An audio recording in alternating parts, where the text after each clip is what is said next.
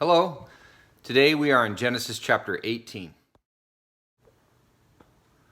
Now the Lord appeared to him, referring to Abraham, by the oaks of Mamre, while he was sitting at the tent door in the heat of the day. When he lifted up his eyes and looked, behold, 3 men were standing opposite him. And when he saw them, he ran from the tent door to meet them and bowed himself to the earth and said, My Lord, if now I have found favor in your sight, please do not pass your servant by. All right, so here we have an example of a theophany, which by definition is a visible manifestation of God to humankind. And I need to make a correction to my video yesterday in chapter 17 when I spoke about options of how God appears in the Old Testament. And I talked about a Christophany, which is the appearance of the pre-incarnate Christ. And I also addressed an anthropomorphism, which attributes human characteristics to God. But I completely left out a theophany, which is a really important one. So sorry about that. And the point really is that the full glory of God has never been seen by any human, just various manifestations. Even during the transfiguration of Jesus seen in the gospel accounts, we only get a glimpse of God's full glory to what will be revealed one day in heaven. While God can appear in human form or in other physical form if he wants to, he is in his essence not a physical being. Many people in the Bible witness theophanies or appearances of God. No one, though, other than Jesus Christ, has ever seen God in all of his glory. Even the seraphim in heaven cover their eyes as they worship God, seen in Isaiah chapter 6. So back to verse 1, the word Yahweh is used for Lord, eliminating any chance that all 3 of these men were angels. Also, we see that it's the Lord who speaks in verses 13, 20, 26, and 33. And it also says that Abraham stands before the Lord in verse 22. So one of these 3 men must have been God Almighty, taking on the appearance of a man as a manifestation. Obviously, from creation, we know that God controls all molecules and matter, so this is not something difficult for him to do. Our next chapter, Genesis chapter 19, verse 1, will display that it's very likely that the other 2 men with the Lord here end up being the same 2 angels who later visit Sodom and talk to Lot. Finally, one last question that arises in this section asks why God chose to appear in this manner. Why not by a dream or a voice? One theory is that it was a test between Abraham and the inhabitants of the city of Sodom. Abraham was welcoming and hospitable, while the Sodomites were wicked. The more likely reason for this theophany was to convey intimate fellowship.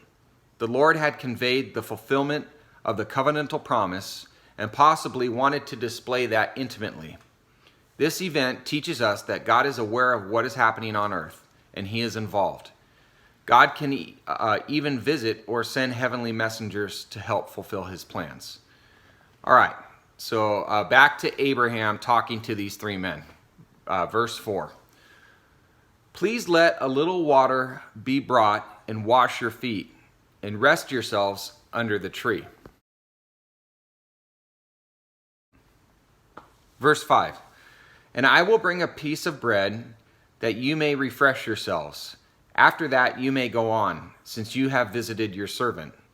And they said, so do as you have said. So Abraham hurried into the tent to Sarah and said, quickly prepare 3 measures of fine flour, knead it, and make bread cakes. Abraham also ran to the herd and took a tender and a choice calf and gave it to the servant. And he hurried to prepare it. He took curds and milk and the calf which he had prepared and placed it before them. And he was standing by them under the tree as they ate. Then they said to him, where is Sarah your wife? And he said, there in the tent. Verse 10, he said, I will surely return to you at this time next year. And behold, Sarah your wife will have a son. And Sarah was listening at the tent door, which was behind him. Now Abraham and Sarah were old, advanced in age. Sarah was past childbearing. Sarah laughed to herself, saying, "After I have become old, shall I have pleasure, my Lord being old also?" And the Lord said to Abraham, "Why did Sarah laugh, saying, Shall I indeed bear a child when I am so old? Is anything too difficult for the Lord? At the appointed time I will return to you, at this time next year, and Sarah will have a son." Verse 15. Sarah denied it, however, saying, "I did not laugh, for she was afraid." And he said, "No, but you did laugh." Then the men rose up from there and looked down toward Sodom, and Abraham was walking with them to send them off. The Lord said, "Shall I hide from Abraham what I am about to do, since Abraham will surely become a great and mighty nation, and in him all the nations of the earth will be blessed? For I have chosen him, so that he may command his children and his household after him to keep the way of the Lord by doing righteousness and justice, so that the Lord may bring upon Abraham what he has spoken about him." And check that out in verse 19 where God says, "For I have chosen him." So it's really important.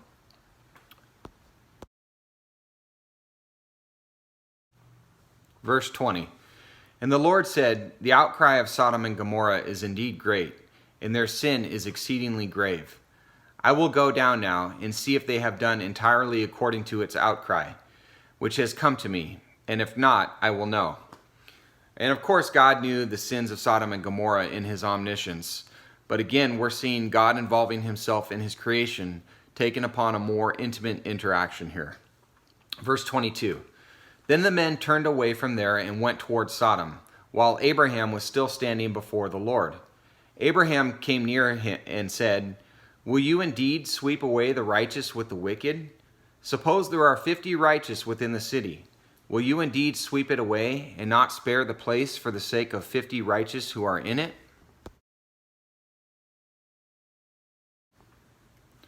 Far be it from you to do such a thing, to slay the righteous with the wicked, so that the righteous and the wicked are treated alike. Far be it from you. Shall not the judge of all the earth deal justly? It's a pretty bold plead from Abraham here, but Abraham is very familiar with the gracious character of the Lord, which gave him the confidence to confront God in this way. Verse 26, So the Lord said, "If I find in Sodom 50 righteous within the city, then I will spare the whole place on their account." And Abraham replied, "Now behold, I have ventured to speak to the Lord, although I am but dust and ashes," which displays his humility here. He knows who he's dealing with. Verse 28, "Suppose the 50 righteous are lacking 5. Will you destroy the whole city because of 5? And he said, "I will not destroy it if I find 45 there." Verse 29, he spoke to him yet again and said, "Suppose 40 are found there." And he said, "I will not do it on account of the 40. Then he said, "Oh, may the Lord not be angry, and I shall speak. Suppose 30 are found there." And he said, "I will not do it if I find 30 there." And he said, "Now behold, I have ventured to speak to the Lord. Suppose 20 are found there." And he said, "I will not destroy it on account of the 20.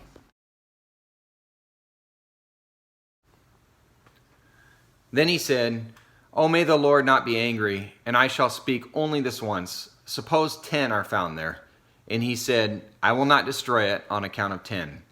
As soon as he had finished speaking to Abraham, the Lord departed, and Abraham returned to his place.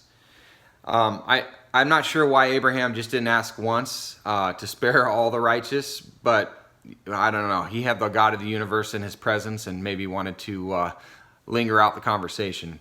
But God obviously enjoyed the interaction, and again, we see intimacy and fellowship here. So, okay, hope to see you tomorrow. God bless you.